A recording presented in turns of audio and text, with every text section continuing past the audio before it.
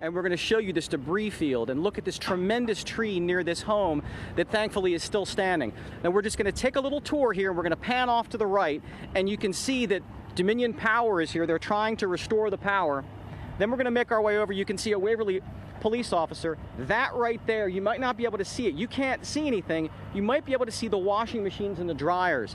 That was a laundromat. That was a business absolutely obliterated. I was right downtown, everybody knew me. My face for 25 years was the face of law enforcement in Washington County. Former Hagerstown Police Sergeant Kevin Simmers spent 2 decades in the drug war. Then came heroin. It's unlike any drug or any epidemic that I've ever seen in my career. It changed him. My view on the whole drug war was wrong. After it struck the smiling love of his life. When I got in my own house and my own daughter got addicted, I couldn't help her.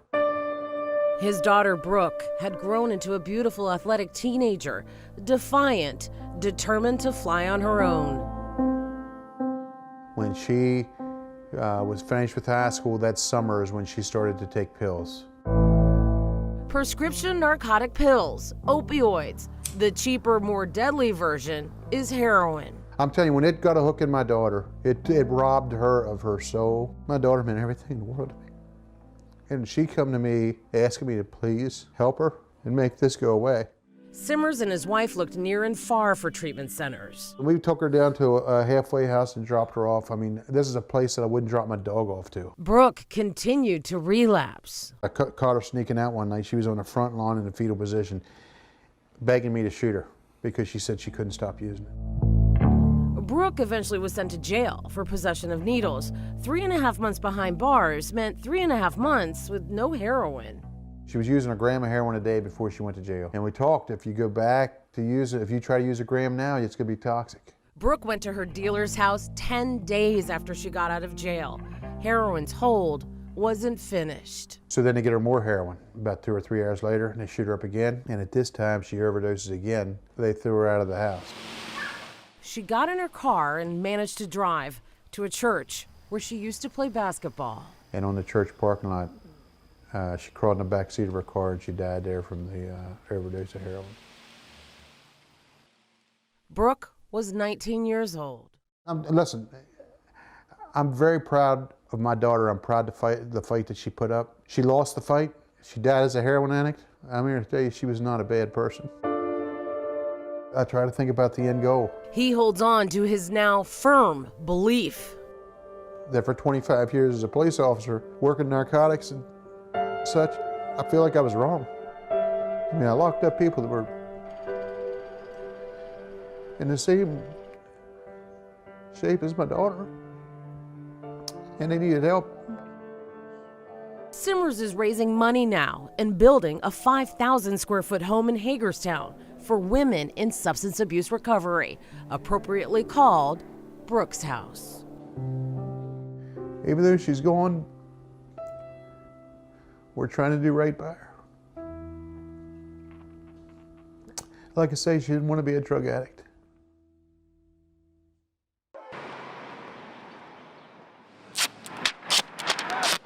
Take a look at these surveillance photos. I was scared. Definitely changed the way I walk around the neighborhood. DC police are looking for 1, 2, maybe 3 suspects. It's a crime of opportunity. 6 robberies, 7 victims. I just know that they were late at night, walking home. Guy came up, 2 guys, and asked for their wallet and their phone. All at gunpoint, July 28th, between 12:15 and 2:45 a.m. They were just cruising the neighborhood. They obviously, were looking for people being careless. The first robbery at Casada Street and Western Avenue Northwest, near where Carrie lives. My in-laws last year got held up at gunpoint in the morning, a couple blocks away. The last 2.5 hours later, along the 800 block of 11th Street Northeast. Well, I imagine these guys are just driving along looking for marks. And, they did them all at one time. Like clockwork, 12:15, 12:45, 1 o'clock, 1:45, 2:43, and 2:45. What you're going to do, you're just going to hand over the stuff. They are hoping for the public's help while residents like Carrie plan to stay on alert. So we're just always precautious now wherever we go. You know, ain't nothing gonna stop us because we're gonna keep moving forward. There you go. At this kid-friendly festival on the National Mall, families talked about what they see as an injustice against children battling cancer. Jonathan Agan's young daughter Alexis died 2 years ago of a brain tumor. What the federal government tells us is that our kids are only worth 4% of the entire research budget. Completely and thoroughly unacceptable. CureFest hopes to raise awareness for more federal funding for research that will find cures for and less toxic treatments to fight childhood cancers. 30 days ago, we lost our son. Chris Rupp's 13-year-old son Gavin of Ashburn died just this summer of cancer. It's very sad to me when you look at a society that we have and how much money we spend in sports and everything else for entertainment, yet we don't spend any money to cure cancer for children. The final speaker of this event is someone you may be familiar with. Hi, my name is Gabriella Miller. I'm 10 years old and I have brain cancer. Last year we did a series of stories on 10-year-old Gabriella Miller of Leesburg. While battling an inoperable brain tumor, she raised $275,000 for the Make-A-Wish Foundation. She went on her dream trip to Paris, was named Loudoun County's Volunteer of the Year, became a published author, and her walnut-sized tumor has shrunk to the size of a pecan. Her family formed the Smashing Walnuts Foundation. So, smashing walnuts, you're smashing that cancer. More than anything, Gabriella is a fierce advocate for more childhood cancer research funding, challenging a nation to give more. You turn your backs on us, but we do not go away. And so friends like Gavin Rupp don't have to leave this earth long before they should. I'm sad, I'm scared, I'm confused, I'm angry for my friend.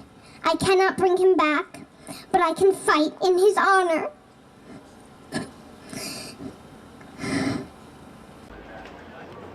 In the shadow of the U.S. Capitol, there's a building that houses nature's beauty. The plant's amazing. I mean, it really is fabulous. Tuesday, flower lovers encircled the U.S. Botanic Garden. People are having to wait. We've seen wait times 15 to 30 minutes, which is still moving pretty fast, even though it's wrapped around the building.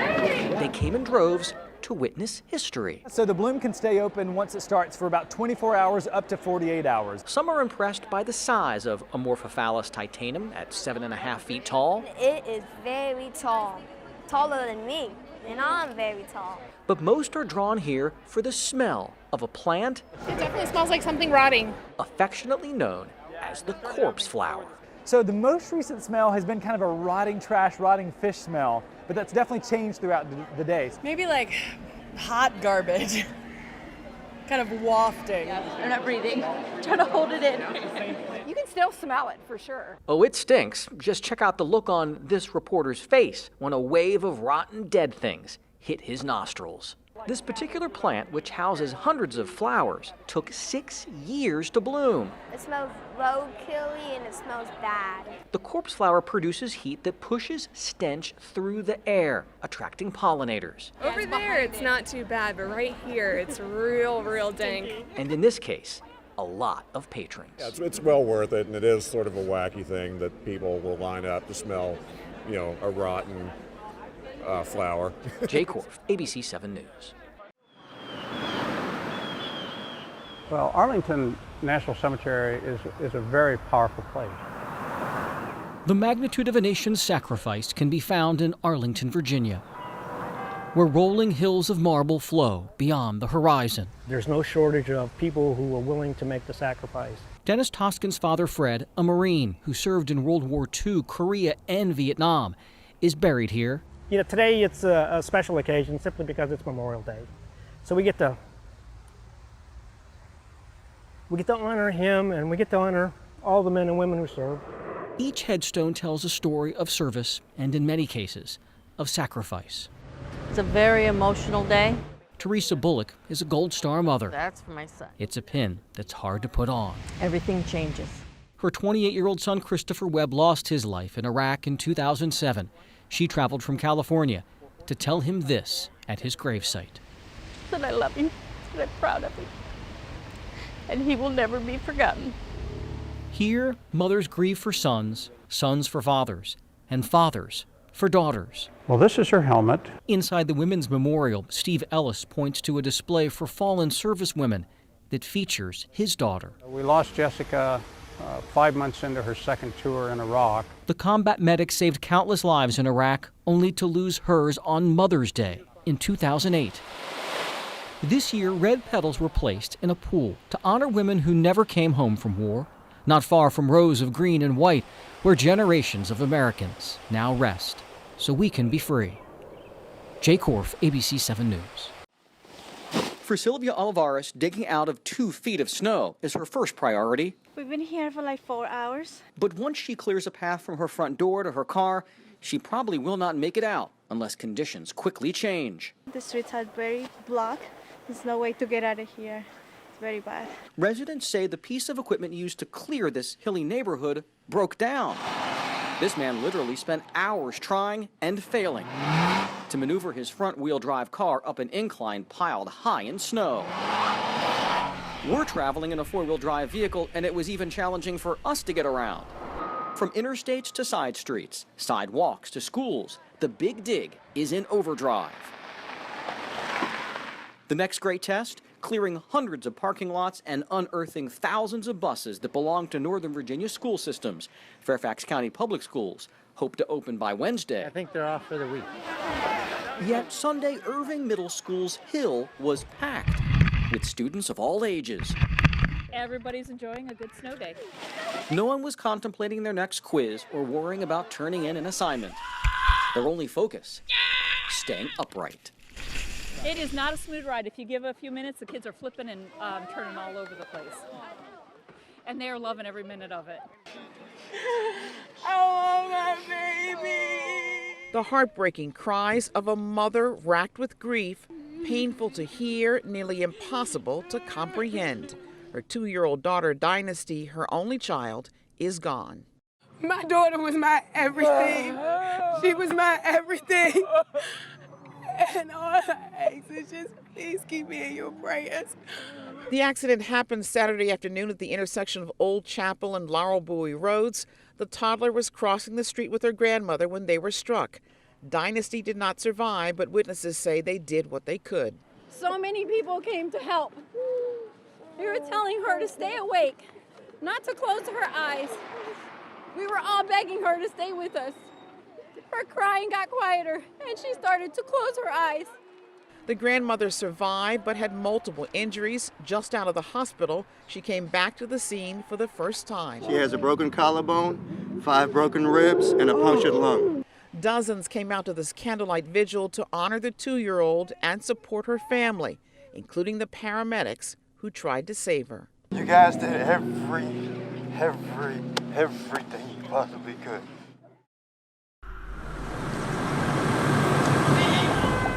The expectation that red will change to green keeps traffic in the nation's capital moving and its drivers safe and sane. What happens, though, if a light stays red? It needs to be fixed. But no one fixes it. I don't know why you haven't fixed it, man. I don't know. I come through here probably twice a day. Keontae Darby knows the intersection of Rhode Island Avenue and Brentwood Road in Northeast all too well. The light doesn't change. It doesn't turn green at all. She and many others say for weeks, maybe months. It's got to be broken. Or something got to be wrong. The lights for bustling Rhode Island have remained green, but those on narrow one-way Brentwood have been stuck on red, tying up traffic and making left-hand turns a no-no. Well, some people want to make the left. I want to go down that way. But this is far more than a frustration. I think this is a dangerous intersection and the light needs to be fixed. Drivers wait for several minutes, realize something is wrong, then frantically search for a gap in traffic. You have to take it at your own risk when there's no traffic. Time and time again, we saw drivers dashing into the intersection, making an illegal left on red. Truck driver Troy Bullock knows in his big rig, he can't risk it. It's crazy. I don't know what the DC government, they should be doing something about this. Well, we contacted the city, and within hours, a contractor was on scene. I see that they are finally fixing the lights. While troubleshooting the problem, 33 MC1 programming, he temporarily programmed the traffic signals to a normal cycle. That excites me. Returning sanity to a small corner of Washington. No more backed up traffic. I think everybody is satisfied. Well, Autria, fans cannot bring all kinds of things into NFL stadiums starting this year, everything from seat cushions, but in particular, large bags. And that caused some issues as folks were trying to head into FedEx Field. You guys having a good time? For Washington Redskins fan Michael Kennedy, the fun prior to kickoff Beer pong, we've done flip cup. is as enjoyable as the battle on the field. I'm just a big football fan. But a new NFL policy. I explained to my wife, she wasn't very happy about it. Had some fans fuming before entering the stadium. Absolutely ludicrous. Backpacks, coolers, and large purses are now outlawed inside. I can't take my purse in. Only small handbags or items placed in a clear 12 by 12 by 6 bag are permissible. The NFL insists this prohibition will improve safety and funnel fans in quicker. But Janet Flowers' experience came to a full stop when she encountered security. I cannot let you up that step, those steps. If you get there, they're going to send you right back there. This pastor from Petersburg drove hours to watch her beloved Redskins, only to find out her purse could not accompany her to her seat. This is ridiculous. Her daughter was furious because their car was parked far away. I mean, we're not walking a mile back. Since Pastor Flowers was not going back, she transferred her belongings into a plastic bag and considered pitching her purse. I need a number, because somebody got to pay me for this pocketbook. Pocketbooks cost a lot of money. While the policy clearly frustrates some, most we spoke with say at the end of the day, they're okay with carrying a lighter load if that's what it takes to get into the game. Whatever makes us safe to go enjoy the game, I think that's the most important thing. So. And a good end to Pastor Flowers' story. Stadium security got a shuttle that drove her really quickly to her car so she could drop off her purse and get back to the stadium well in enough time before kickoff. Live in Landover, Jay Korf, ABC 7 News. Sergeant Luca's feats of military heroism are legendary within the Marine Corps. And at Dulles International Airport on Sunday, Thank you, Luca. adoring fans were on hand as she headed to Dallas for a high-profile appearance at a bomb detection conference. Like, she knows when it's time to go to work, and she's the absolutely best at her job. Sergeant Luca isn't the one with the buzz cut. That's Gunnery Sergeant Chris Willingham. And we were paired together when she was 2 years old. Luca is his 9-year-old Shepherd mix, who may be the most renowned military explosives sniffer in recent memory. And that was her job, was to basically lead patrols and locate IEDs. During 2 tours in Iraq, 1 in Afghanistan, she went on hundreds of patrols, hit on 40 IEDs in the process, saving countless lives. Led about 400 patrols, and every one of them resulted in 0 injuries. Just absolutely amazing. She's the reason why a lot of people came home, the only reason I made it home to my family. But last year, Luca was nearly killed while on patrol in Afghanistan. She detected the first IED, but a second hidden bomb exploded. She returned stateside, a wounded warrior, after losing her front left leg. As Luca works her way down the concourse, we should point out that she and Willingham are traveling to Dallas first class, all expenses paid by United. A thank you from the airline company to 2 decorated Marines who are connected by so much more than a leash. Please welcome Sergeant Luca has just arrived at the gate. And when passengers got word that Luca was coming through, they refused to board, holding the door, if you will, for a remarkable lady. After she retired, Willingham adopted Luca to take her home after she took such good care of him.